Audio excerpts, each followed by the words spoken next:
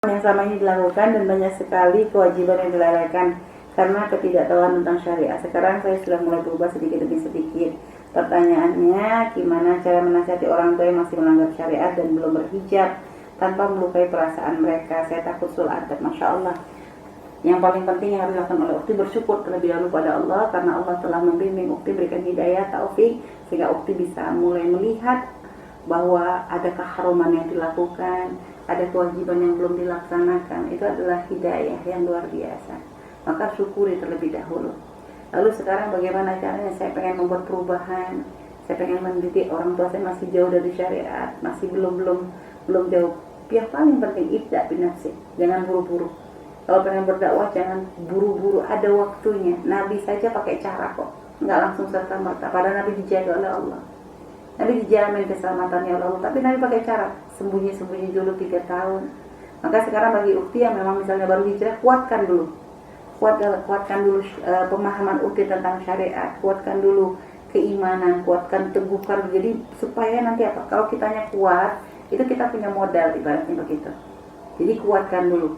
Setelah itu apa? Bukan hanya pemahaman kepada syariat, tapi dengan semakin bertambah ilmu tentang syariat, semakin memahami syariat, maka akhlaknya harus lebih baik lagi. Kalau dulu ukti sudah baik, ibaratnya sekarang harus lebih super baik. Kalau dulu belum baik, maka sekarang harus menjadi baik. Maka hal-hal yang dulu tidak baik, ya, yang mungkin ukti sudah sadari, dulu saya dengan ibu kurang perhatian, sekarang dirubah. Dulu sama bapak saya sering kasar, sekarang berubah. Dulu saya suka kalau disuruh suka nolak, sekarang berubah. Jadi gitu. Dimulai dengan perilaku kita dulu. Untuk dakwah tuh nggak serta-merta. Jadi tunjukkan dulu bagusnya kita. Kenapa Nabi waktu ketika beliau menjadi Nabi, ibaratnya ada banyak orang-orang yang memang dekat dengan beliau tuh begitu mudahnya memeluk agama Islam, ya. Walaupun ibarat ini ajaran yang sangat berbeda jauh dari kebiasaan mereka menyembah berhala. Karena memang akhlak Nabi itu sudah bagus dari sebelum menjadi Nabi. Itu menjadi daya tarik. Artinya apa? Begitu. Akhirnya memang ada yang mengingkari, ada, tapi pun yang mengikuti Nabi banyak, dan tidak ada yang satu pun meragukan kebagusan akhlaknya Nabi. Bahkan orang-orang kafir yang benci Nabi pun sadar Nabi adalah orang yang sangat bisa dipercaya. Hanya begitu tadi, masalah hidayah mainnya di situ. Maka sekarang kalau kita pengen mengajak, maka mulai dengan diri sendiri. Perbaguskan diri kita dulu. Semakin tadi lembut akhlaknya, ibadahnya, kita semakin menjaga. Nah, orang tua itu kan melihat perubahan-perubahan baik pada anak. Dulu gimana, sekarang gimana. Dulu waktu masih belum pakai hijab, misalnya masih tingkahnya masih begajulan. Ini sekarang sudah pakai hijab, subhanallah. Ngomong dengan orang tuanya jadi lembut, ya. Dan subhanallah perilakunya jadi lebih halus. Perhatian dengan orang tua, itu kan daya tarik. Jadi dakwah dengan perilaku itu kadang lebih bisa masuk daripada dakwah dengan omongan. Ada orang, ini harus pakai hijab, atau perilakunya kasar, ngomong dengan orang lain kasar, gimana mau diterima? Jadi itu.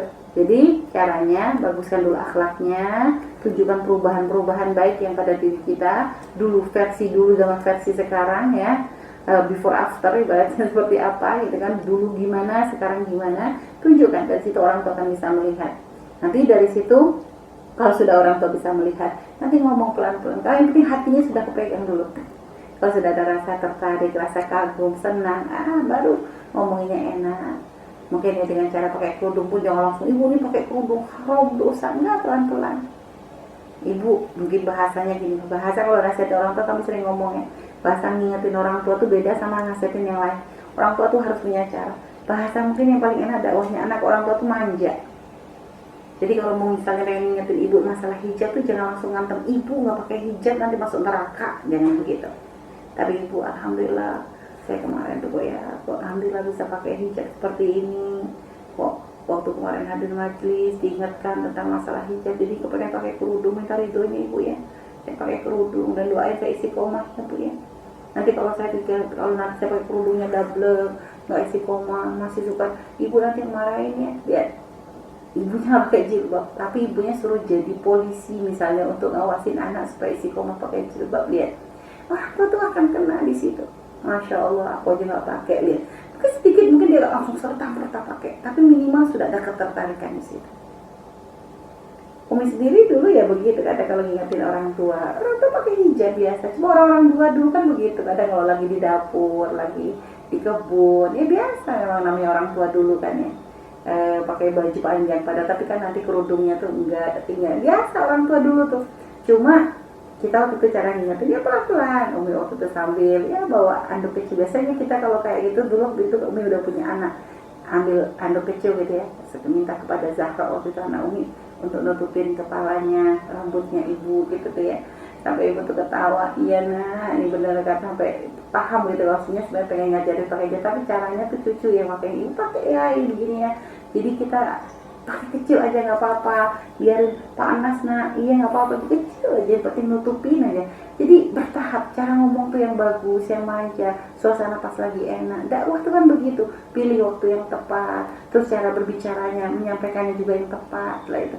Akhirnya sampai benar-benar nutup, subhanallah, nggak pernah lagi sampai inget ya sebelum wafat itu beliau sampai cerita alhamdulillah ibu nggak pernah buka kerudung lagi nak, udah walaupun ke dapur, walaupun lihat senangnya luar biasa.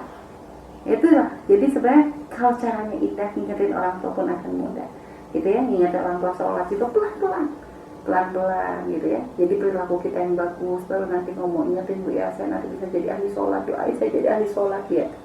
Minta gitu doa kepada orang tua. Orang tua gimana ya Allah, aku aja belum sholat ya. Akan ada keinginan di hatinya untuk berubah. Jadi seperti itu, wallahu a'lam bishawab.